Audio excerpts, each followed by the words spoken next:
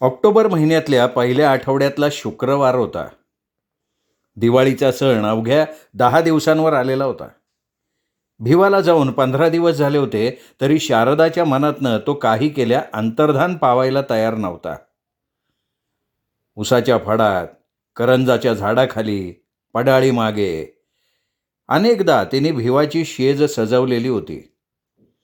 त्याला उरावर घेताना तिला मिळालेल्या स्वर्गसुखाच्या आठवणींनी तिला बेचैन करून टाकलं होतं. दिवसा ढवळ्या उपभोगलेल्या त्या सुखद आठवणी राहून राहून तिच्या डोळ्यांसमोर तरळत असल्यामुळे तिचं मनस्वास्थ्य बिघडलं होतं. क्षणिक सुखासाठी केलेल्या पापकर्माचं भूत मानगुटीवर बसल्या कारणानं एखाद्या 4-6 महिन्यांच्या दुखणेकऱ्यासारखी तिची अवस्था झाली होती. भिवा गेला होता, पण त्याची बायको, त्याची आई जिवंत होती आणि ती मुक्ता वैदिण सुद्धा. केव्हाही त्या भिवाच्या खुनाचा जबाब विचारायला येऊ शकत होत्या. भिवा मरण पावल्याचं त्यांना कळवलं नव्हतं. त्यांच्या अपरोक्ष भिवाच्या प्रेताची विल्हेवाट लावली गेली होती. संशयाला जागा होती. आगीतून फुफाट्यात पडल्यासारखं तिला वाटायला लागलं आणि त्यामुळे भिवावर केलेल्या विषप्रयोगाची चिंता तिला अहोरात्र छळायला लागली होती. रात्री 11च्या सुमाराला शयनगृहातल्या पलंगावर जाऊन पडल्यानंतर रावसाहेबांनी तिला काळजीच्या सुरात विचारलं, शारदा देवी, तुमचं मनस्वास्थ्य बिघडल्यासारखं वाटतंय मला. भिवा मेल्यापासनं बघतोय मी. काही दुखतंय, खुपतंय, सलतंय का देवी? नाही हो, मला झोप येतेय. शारदा देवी, पती पत्नी ही संसार रथाची 2 चाकं असतात. त्यातल्या एका चाकात जरी बिघाड झाला तरी मला झोपू द्यावं शांतपणे. देवी, झोपायला सगळी रात्र पडली आहे. काहीतरी बोला. काय बोलू? एखाद्या दुखणेकऱ्यासारख्या निस्तेज, कळाहीन दिसताय तुम्ही. खाण्यापिण्याकडे तुमचं लक्ष नसतं. पूर्वीसारख्या बोलत नाही तुम्ही. कसल्या तरी चिंतेत असल्यासारख्या वाटता, म्हणून माझी काळजी वाढत चालली आहे. मी आत्ता शरीर सुखासाठी तुम्हाला बोलतं करत नाहीये. मला सांगा, नेमकं काय चालतंय तुमच्या मनात? तुमचा विश्वास बसणार नाही म्हणून बोलावंसं वाटत नाही. कधी अविश्वास दाखवलाय आम्ही तुमच्यावर? रावसाहेब, माझ्या आग्रहाखातर तुम्ही भिवाला इथे ठेवून घेतलं.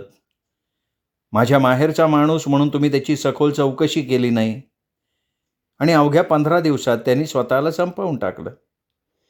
तो त्याच्या मार्गानं गेला, पण त्याची आई, बायको जिवंत आहे. त्यांना न कळवता आपण भिवाच्या प्रेताची परस्पर विल्हेवाट लावली. कधी काळी त्याचा आपल्याला जाब विचारायला आल्या तर या वाड्याची इब्रत, रावसाहेब देशमुखांची अब्रू तुम्ही अकारण चिंता करताय. भिवा कशानं मेला हे सांगायला आपल्या मळ्यात थोडी माणसं आहेत का?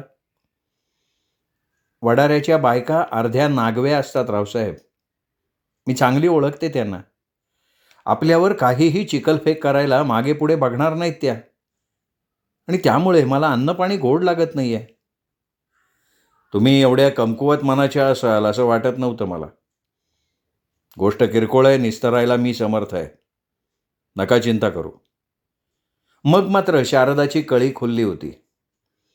तिने रावसाहेबांना बेमालूमपणे फसवून आपल्या मनातलं काहूर शांत करायचा उपाय शोधला होता. मग ती स्वतःवर खुश होऊन मनोमन हसत म्हणाली, ही गोष्ट तुम्हाला किरकोळ वाटतेय रावसाहेब.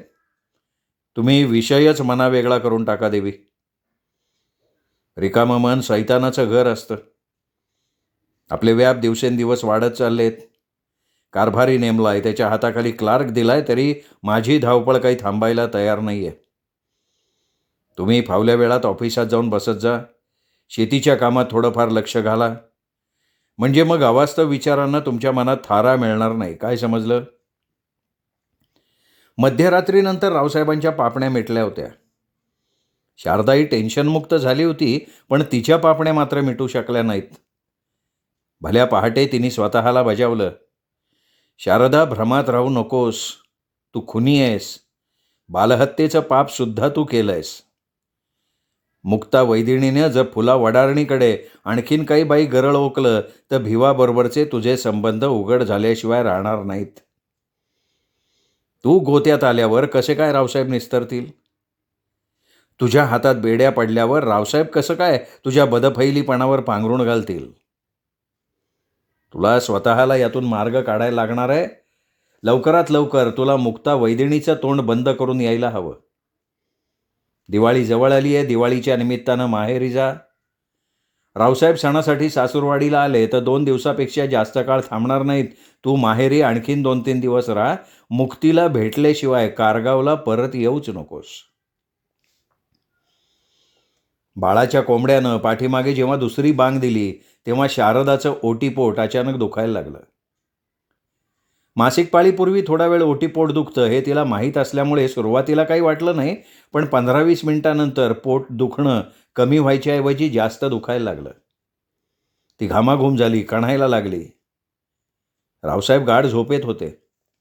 दम छाटेनासा झाल्यावर तिला राहावलं नाही. दोन्ही हातांनी ओटीपोट आवळून तिने रावसाहेबांना हाक मारली. दुसऱ्या हाकेला त्यांना जाग आली. लाईट लावताच त्यांनी घाबऱ्या सुरात विचारलं, काय होतंय? ओटीपोट दुखायला लागलंय. दम धरवेनासा झालाय. पोट आवळायला पाहिजे. कपाटात माझा स्कार्फ आहे. शारदानं पोट आवळलं तरी वेदना कमी झाल्या नाहीत, उलटं झालं. वेदनांबरोबर नेहमीपेक्षा जास्त रक्तस्राव सुरू झाला. अश्रू ढाळत ती रावसाहेबांना म्हणाली, एखादी सतरंजी टाकता का खाली? सतरंजीवर अंग टाकल्याबरोबर ती गुराढोरासारखी ओरडायला लागली आणि तिचा आवाज कानावर पडताच गीताई धावत आल्या. अर्धी सतरंजी रक्तस्रावानं लाल झालेली बघून गीताई हादरल्या. त्या थरथरत रावसाहेबांना म्हणाल्या, डॉक्टरांना फोन करा रावसाहेब. अक्कासाहेबांना ताबडतोब दवाखान्यात न्यायला पाहिजे. असा प्रकार आयुष्यात कधी पाहिला नाही मी. माझं काही खरं नाही गीताई. अक्कासाहेब धीर सोडू नका. गीताई, मी डॉक्टरांना फोन करायला जातो. तुम्ही सुभानला गाडी घेऊन यायला सांगा. जीपमध्ये घालेपर्यंत शारदा शुद्धीवर होती. जीप गावच्या दिशेनं धावायला लागताच तिची शुद्ध हरपली. सेवाधाम हॉस्पिटलचे मालक डॉक्टर राजेंद्र धुमाळ आणि त्यांची पत्नी डॉक्टर सुवर्णा धुमाळ हे दाम्पत्य हॉस्पिटलच्या दारात येऊन उभं होतं. ते रावसाहेबांचे फॅमिली डॉक्टर असल्यामुळे रावसाहेबांशी त्यांचे घरच्यासारखे जिव्हाळ्याचे संबंध होते. डॉक्टरांनी शारदाला बेशुद्धावस्थेत थेट ऑपरेशन थिएटरमध्ये नेलं. सलाईन लावलं. तातडीने लागोपाठ 2 इंजेक्शन्स दिली. शारदाची तपासणी केल्यानंतर डॉक्टरीणबाई डॉक्टरांना काळजीच्या सुरात म्हणाल्या, पिशवीत दोष असल्यासारखा वाटतोय डॉक्टर. ताबडतोब क्युरेटिंग करायला पाहिजे. ठीक आहे, तुम्ही क्युरेटिंगची तयारी करा. मी सुषमाला पाठवतो. आणि रावसाहेब फार घाबरल्यासारखे दिसत आहेत. त्यांना धीर द्या जरा.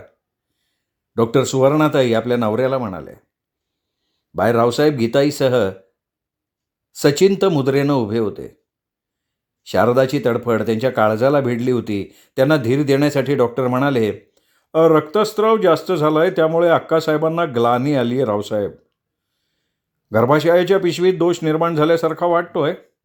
क्युरेटिंग करून झाल्यानंतर तासाभरात अक्कासाहेब शुद्धीवर येतील. तुम्ही धीर सोडू नका.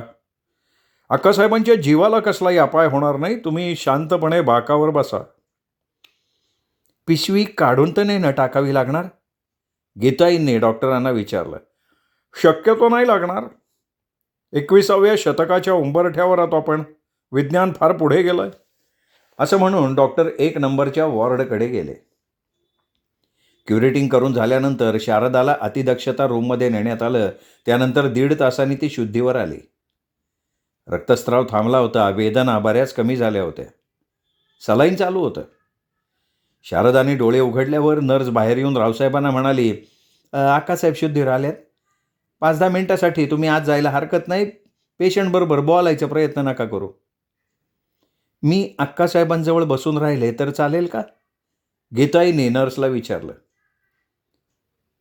हे बघा, बाहेरच्या वॉर्डात घेऊन गेल्यानंतर पेशंटजवळ बसून राहायला तुम्हाला परवानगी मिळेल मावशी. घरी घेऊन जायला कधी मिळेल परवानगी? मला वाटतं 4-5 दिवस तरी लागतील. दुसऱ्या दिवशी सकाळी 10 वाजता डॉक्टरीणबाई शारदाला तपासायला आल्या. तपासणी करताना त्यांनी शारदाला विचारलं, अक्कासाहेब, कधीपासनं मासिक पाळीच्या वेळी ओटीपोटात दुखण्याचा तुम्हाला त्रास व्हायला लागला? गेल्या 4-5 महिन्यांपासनं. या अगोदर कधी रक्तस्राव वाढल्यासारखा वाटला होता? हो, गेल्या 3-4 पाळ्यात वाढल्यासारखा वाटला. एक विचारलं तर राग नाही ना येणार अक्कासाहेब? विचारा ना डॉक्टर. उत्तर देताना शारदाचा स्वर कंपित झालेला होता. यापूर्वी तुम्ही कधी गर्भपात करून घेतलाय अक्कासाहेब? डॉक्टर? डॉक्टर, कोणती शंका आली आहे तुम्हाला? अक्कासाहेब, पिशवीत सडलेल्या वारेचे 4-5 तुकडे सापडलेत. गर्भाशयाला रक्तपुरवठा करणाऱ्या नसांना इजा झाल्यात. आणखीन 4-6 महिने पिशवी साफ केली नसती तर ती निकामी झाली असती आणि मग काढून टाकायला लागली असती. डॉक्टर, गर्भधारणेवर काही विपरीत परिणाम? अक्कासाहेब, गर्भाशयाची पिशवी खराब झाली आहे म्हणून मी आजच गर्भधारणेची खात्री नाही देऊ शकत.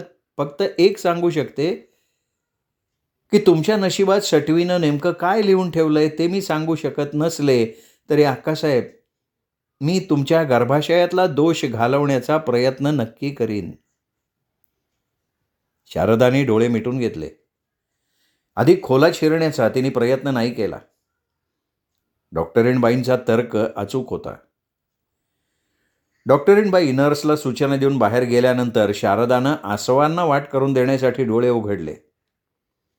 गीताई जवळ उभ्या होत्या. त्यांनी सगळा संवाद जीवाचा कान करून ऐकला होता. कोंबडा कसाही डालून ठेवला तरी पहाट व्हायची राहत नाही. अंधारातलं पाप कधी ना कधी उजेडात येतच असतं. शारदाला अश्रू ढाळताना बघून ती माऊली सगळं पोटात घालून म्हणाली, प्रारब्धात जे असतं ते टाळता येत नाही अक्कासाहेब. डॉक्टर म्हणजे देव नव्हे. नशिबावर हवाला ठेवा, आसवांना आवर घाला. कोणत्या पापाचं फळ भोगायची माझ्यावर पाळी आली ते कसं सांगू मी? तुमची ही गीताई 30-32 वर्षांपूर्वीच पाप पुण्याच्या पलीकडे गेली अक्कासाहेब.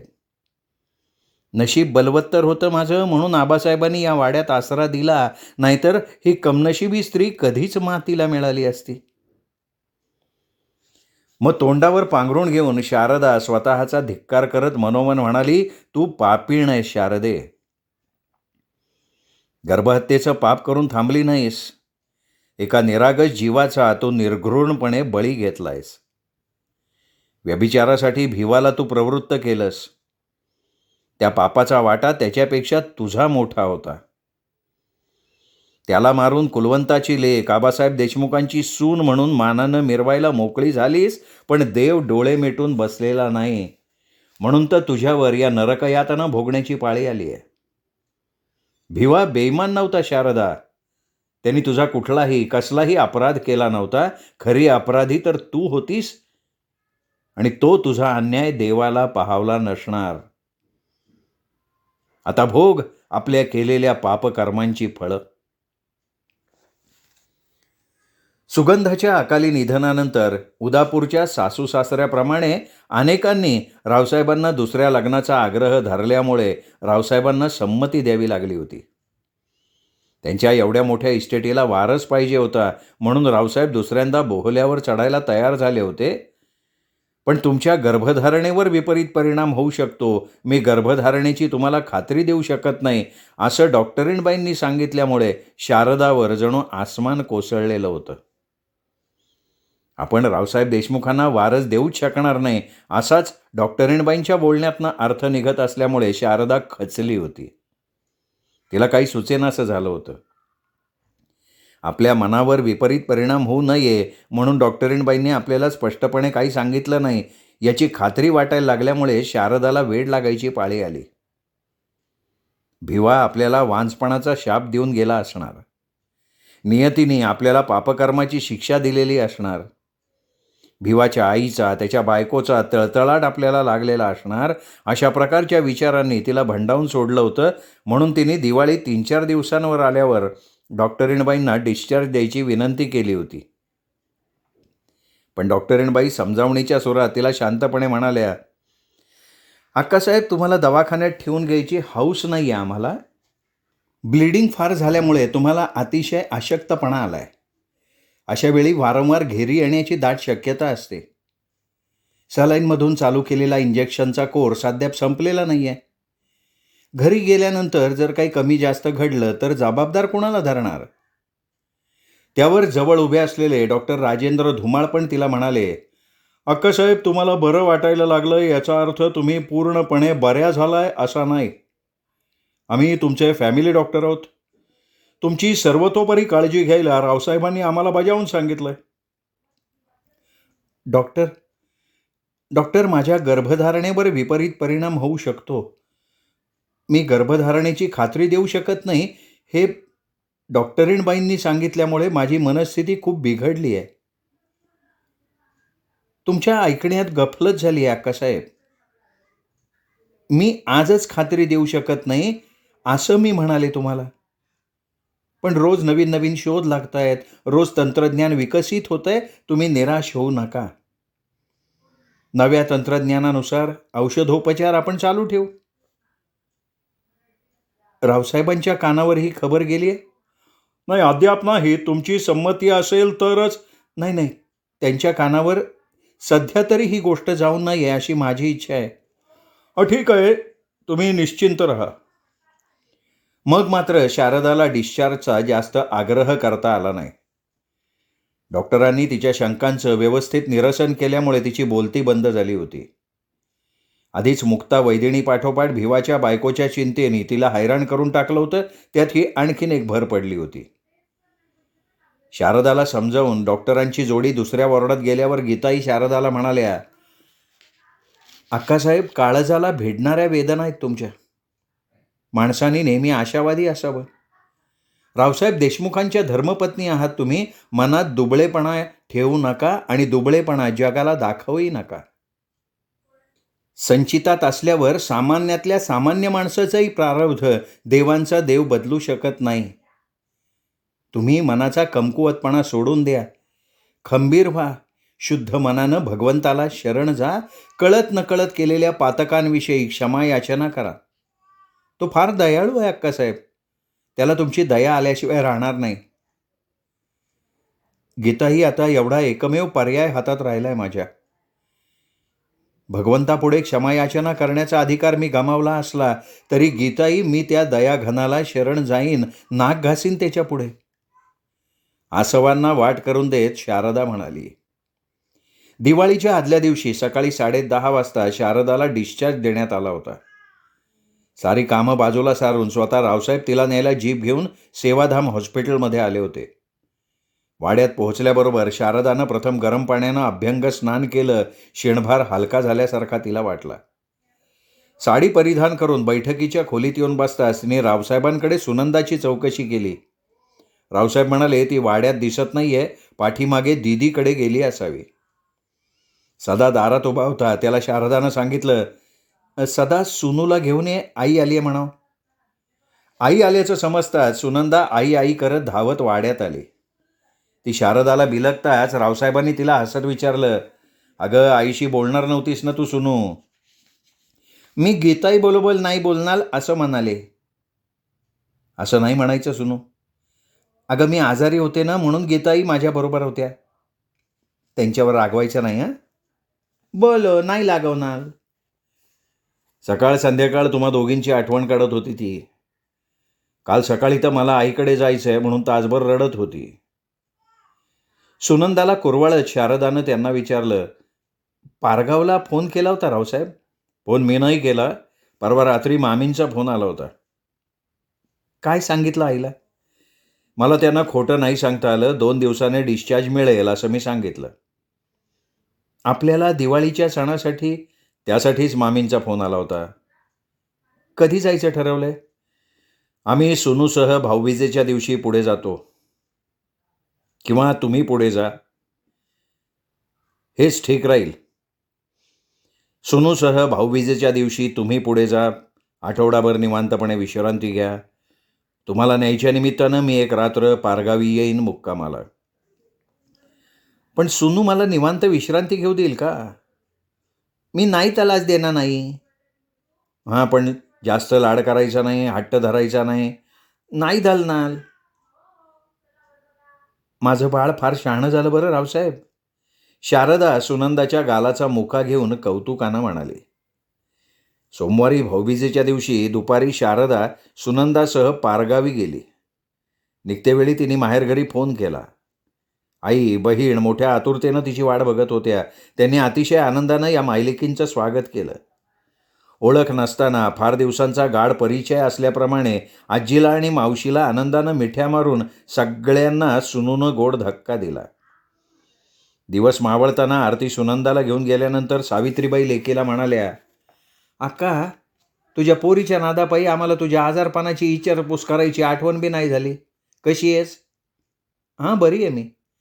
हॉस्पिटलमध्ये ॲडमिट होण्या इतपत काय झालं? आई, अगं मी इथे आठवडाभर असणार आहे मुक्कामी. 3-4 दिवसांनंतर मी सगळं निवांत सांगेन. बरं, मग रावसाहेब कधी येणार? ते मला न्यायच्या निमित्तानं एक रात्र येतील मुक्कामी. दुसऱ्या दिवशी नेमका मंगळवार होता. पारगावच्या आठवडे बाजाराचा दिवस.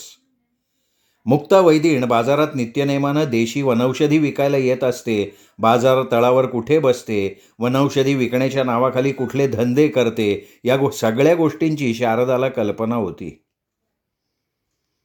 शारदाचा वांझपणा जवळजवळ स्पष्ट झाला होता. तो बदलता येणं तिला शक्य नव्हतं. या आसमानी नैसर्गिक संकटा एवढा तिला मुक्ता वैदिणीकडनं धोका वाटत होता. मुक्ता वैदिणीकडून तिला कलंक, तिरस्कार, मानहानी, वाताहत याची फार मोठी भीती वाटायला लागली होती. म्हणून वेळीच मुक्ताचा बंदोबस्त करणं आता आवश्यक होतं. साधारणपणे 10-10:30च्या सुमाराला शारदा आईला म्हणाली, आई, मी बाजारपेठेत जाऊन येते. कांचन, स्नेहा, कविता दिवाळीच्या सणासाठी माहेरी आल्या असतील. बऱ्याच दिवसात भेटल्या नाहीत.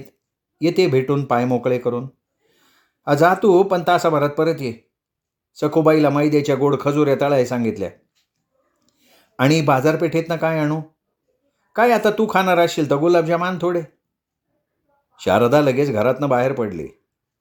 सूर्य माथ्यावर चढायला लागला होता. पण थंडीचे दिवस होते, त्यामुळे किरणं जरा उबदार वाटत होती. त्यातून मावळतीकडे भन्नाट थंडगार म्हणण्यापेक्षा आल्हाददायक हवा झुळझुळत होती. मुक्ता वैदिणीशिवाय शारदाच्या मनात दुसरा विचारच नव्हता. वाटेत कुठेही न थांबता ती थेट बाजार तळाकडे गेली. माणसांनी गजबजलेल्या भाजी बाजाराच्या कलकलाटातून धक्के खात जाण्यापेक्षा ती डावीकडच्या पिंपळ पाराजवळून बाहेरच्या मार्गानं गेली बाजार तळाकडे. मुक्ता आणखीन 3-4 वैदिणींचे शेजारी दुकान मांडून बसली होती. शारदाची तिच्याशी नजरभेट होताच मुक्तीनं गंभीर चेहऱ्यानं शारदाला हाक मारली. सासरून कवा आला अक्कासाहेब? या की. मी काल आली आहे. काय तुमचा चेहरा सुकल्यावानी वाटतो अक्कासाहेब? काय बरोबर नाही काय?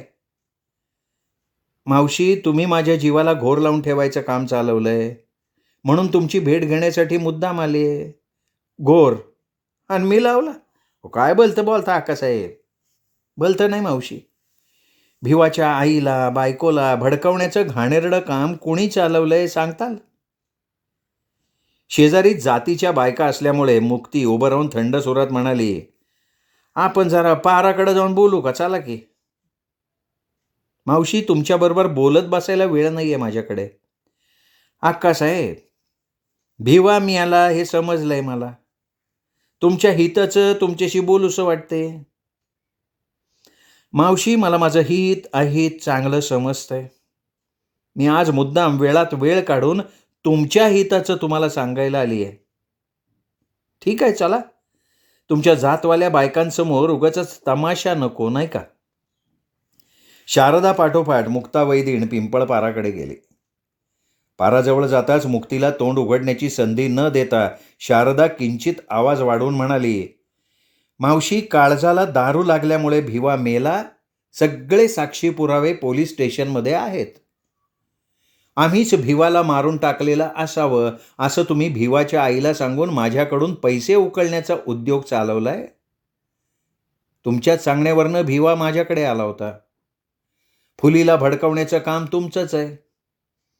भिवानं तुमचं नाव करून आजपर्यंत जवळजवळ लाखभर रुपये उकळलेत माझ्याकडनं, तरीही तुमचं समाधान झालेलं दिसत नाही. म्हणून मी एक निर्णय घेतलाय आणि तो निर्णय तुम्हाला सांगायला आली आहे.